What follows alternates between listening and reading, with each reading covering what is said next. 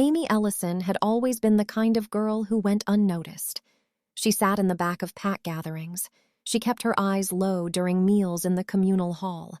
She carried her small frame through the corridors of Silverstone pack territory, the way a shadow moves quietly without asking for space. She had learned early that asking for things often led to disappointment, and she had decided somewhere around the age of 7 that she would rather hope quietly than want loudly. But on the night of her 15th birthday, Amy allowed herself to want something. She stood at the edge of the bonfire celebration in her best dress, a soft blue her mother had stitched by hand, with her dark hair loose around her shoulders and her heart beating fast with a hope she had been saving for years. Every young wolf knew about the mate bond. They all grew up hearing that the moon goddess would choose someone for them, someone made perfectly to complement them. And Amy, who had grown up with very little, held on to that promise more tightly than most. The fire crackled and threw orange light across the clearing. Music played. Wolves laughed and danced and filled the warm summer night with noise. And then across the clearing, Amy's eyes found David Calloway. He was tall and golden-haired and laughing at something one of his friends had said. He was the future beta of Silverstone, well-liked and easy to look at with his smiles. The moment Amy looked at him, something warm and powerful rose in her chest. A pull, clear and certain like a compass needle swinging north. She knew immediately what it was. She took a breath. She walked toward him. David looked up when she was a few feet away. His laughter faded. He looked at her closely.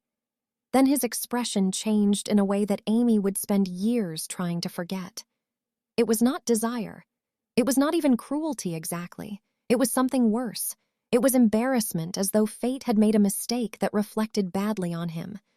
"You," he said. His friends went quiet. "You're my mate," Amy said shyly.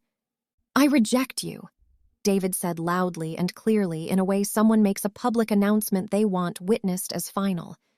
"I don't accept this." The bond snapped. There was no other word for it. Something inside Amy's chest broke. She felt it the way you feel a branch snap under your foot. Sudden sharp and then a terrible silence where there had been warmth. Her legs gave out. She sat down on the grass without meaning to. Nobody helped her up. She heard laughter somewhere behind her. She heard someone say her mother's name in a low, pitying tone. She sat on the cold ground in her blue dress and stared at the fire until her eyes stopped working properly. And then she got up, walked home alone, and lay in the dark for days. When she came out of her room on the 4th day, she had made a decision. She was leaving. Amy was not reckless about it. She was the daughter of a woman who had raised her alone on almost nothing and had inherited her mother's practical mind. She finished the school year. She saved every coin she could find. She applied to a high school 2 territories away under her mother's family name, Voss. And when the acceptance came, she packed one bag and walked out of Silverstone without looking back. She did not tell anyone she was a wolf. The human world was quieter, and she discovered kinder than she had expected. Humans did not rank people by bloodline. They did not stand in circles and laugh at a 15-year-old girl who had done nothing wrong. They were busy with their own lives, and they left Amy alone to build hers, which was exactly what she needed. She turned out to be very good at school. Science came easily to her, and she earned a scholarship to a university far to the north. She studied environmental science. She made a couple of quiet friends, keeping careful boundaries with everyone, and told herself regularly that she was fine. She almost believed it. But the ache in her chest never fully went away. It was not sharp anymore. It had settled into something dull and constant, like a tooth that has been cracked but not removed. She ignored it the way you learn to ignore any small, persistent pain, by keeping busy, by staying focused, by never sitting still long enough for it to sneak up. Her wolf went quiet too. In those years, it did not faze Amy. She told herself it was because she had no safe place to run, no open territory. She did not examine the real reason too closely. Some things are easier not to look at directly. 5 years passed. The summer she turned 24, Amy took a field research position in the northern wilderness. She was tracking elk migration patterns for her graduate thesis. 3 months alone in remote forest territory with a tent, a notebook, and enough coffee to survive the cold mornings. She had chosen the location specifically because it was isolated far from cities, far from packs, far from anyone who might recognize the name Ellison or remember a bonfire from years ago. She did not know the territory belonged to anyone. She found out on the 5th day of camp when she rounded a tree line with her notebook open and walked directly into a group of 7 large men standing around a fire. She stopped. They stopped. Everyone looked at everyone else. "I have a research permit," Amy said, holding up her university badge. Her voice was calm. "I can show you the paperwork." One of the men, broad with a scar along his jaw, looked past her at something. Amy turned. A man stood at the edge of the tree line behind her. He was tall and dark-haired. He wore no expression in particular, which was somehow more commanding than any expression she could have named. His eyes were the color of deep water, and they were fixed on her with a focus that made her feel for a strange moment like the only thing in a very large space. She felt it again, that warm pull. She shut it down immediately as if clamping a hand over a candle. "I'm not trespassing," she said, turning back to the group, keeping her voice level. "I'll be out of this area by morning if this is private land." "It is private land," the man at the tree line said. His voice was quiet and even, "but you're welcome to stay the night. There's a storm coming from the north. Your tent won't survive it." Amy looked at the sky. He was right. The clouds on the horizon had that specific dark weight she had learned to recognize. "Dinner first," he said. "Then we can discuss permits." His name, she learned over the next hour, was Kyle. She did not know what that name meant in the wider world of packs and bloodlines.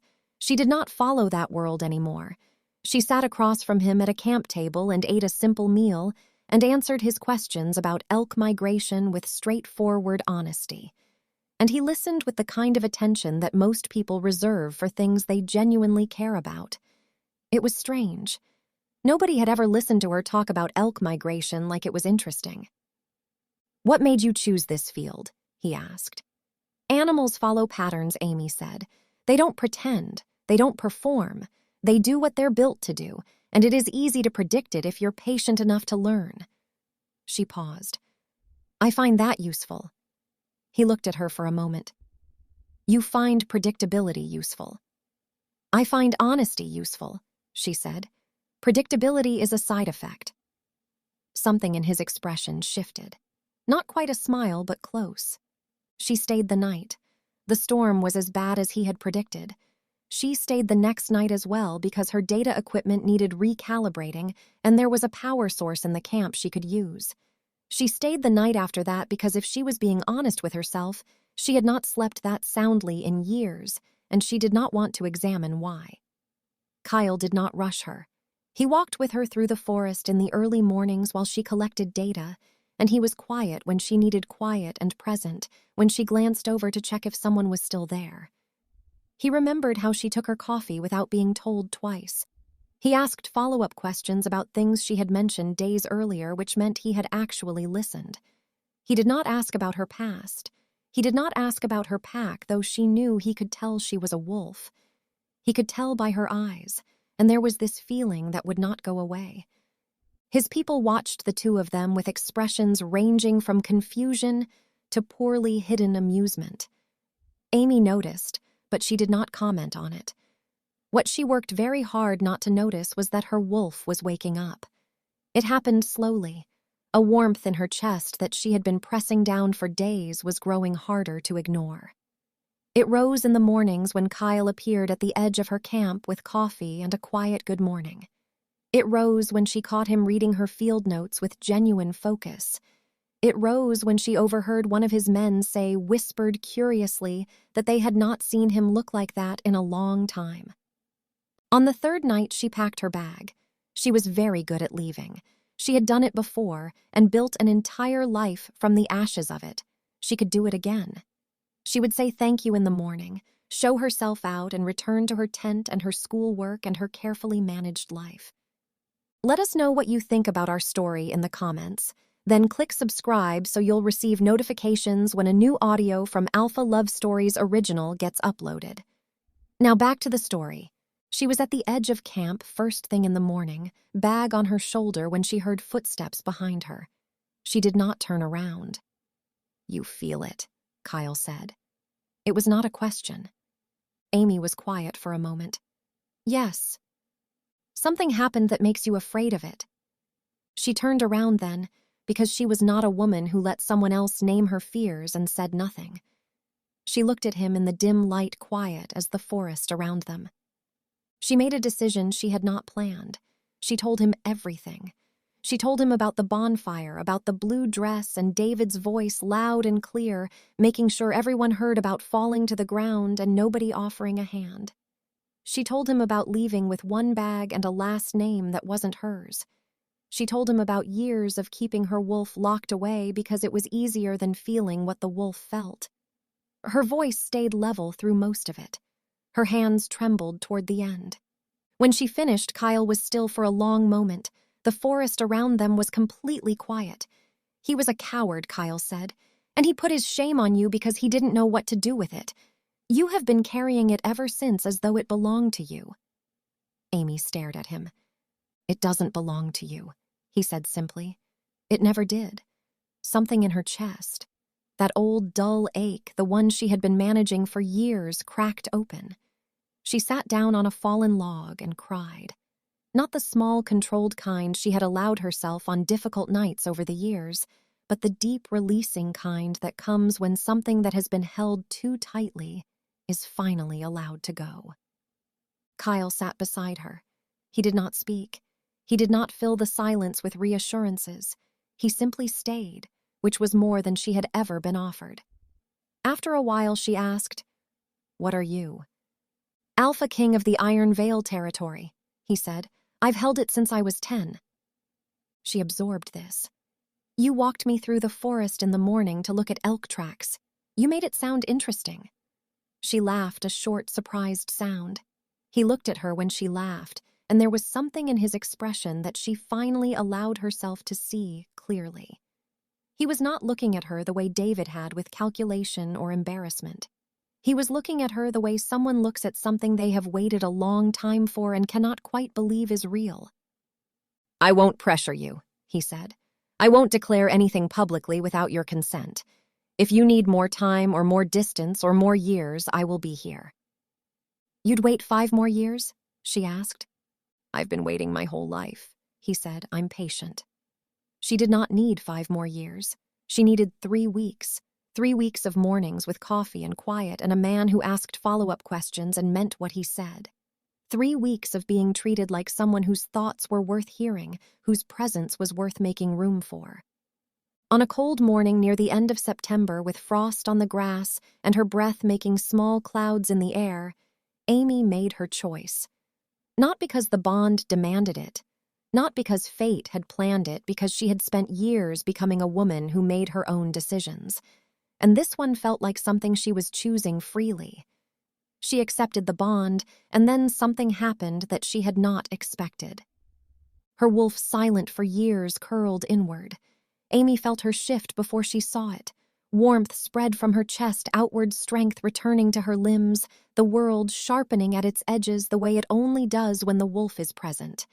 She ran through Iron Veil's forest, through the cold morning air, through pine trees and frost-covered ground, faster than she had moved in years, until her lungs burned and her legs ached, and something that had been broken in her chest for years simply was not broken anymore. She came back to camp with mud on her feet and her eyes bright. Kyle was standing at the tree line watching her with that expression she had finally learned to read. "Better?" he asked. Amy considered the question honestly, the way she considered all things, with patience and care.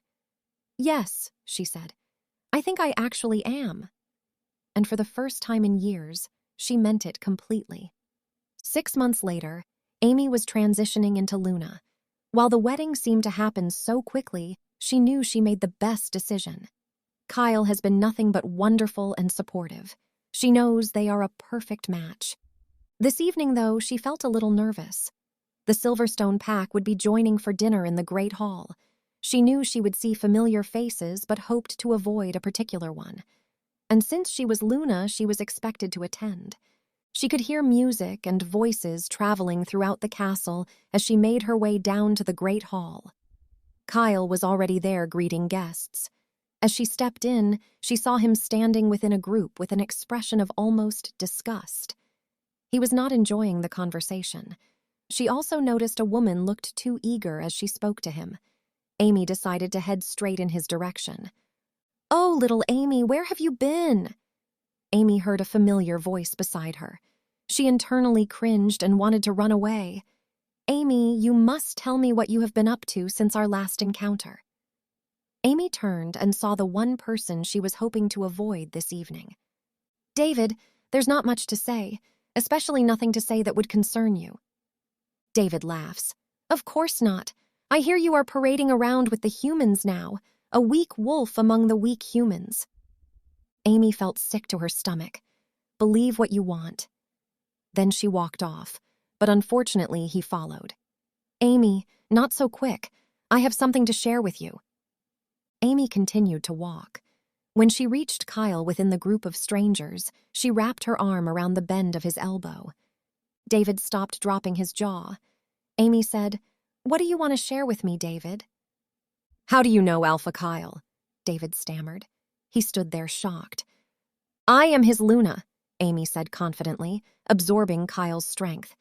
"Yes, we married just a few months ago. The bond and Amy have been a blessing on my life," Kyle says, looking David up and down with his piercing eyes.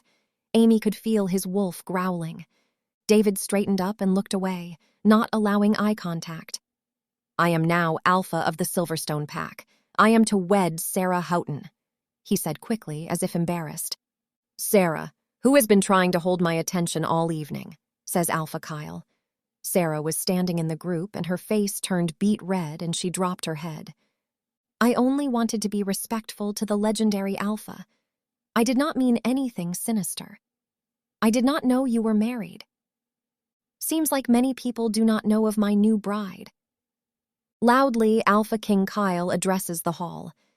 "Everyone let it be known that Amy Ellison is my Luna and Queen of Iron Vale territory. Let there not be any doubts. Anyone who goes against the Queen goes against the crown." David grabbed Sarah's arm and they quickly scampered away. In that moment, there was no doubt the moon goddess had made the right decision when pairing Amy and Kyle. Amy's heart filled with love, and she couldn't be more happy. She knew she would never have to want for anything or to question her value again. Let us know what you think about our story, and if you enjoy it, click subscribe so you'll receive notifications when a new audio from Alpha Love Stories Original gets uploaded.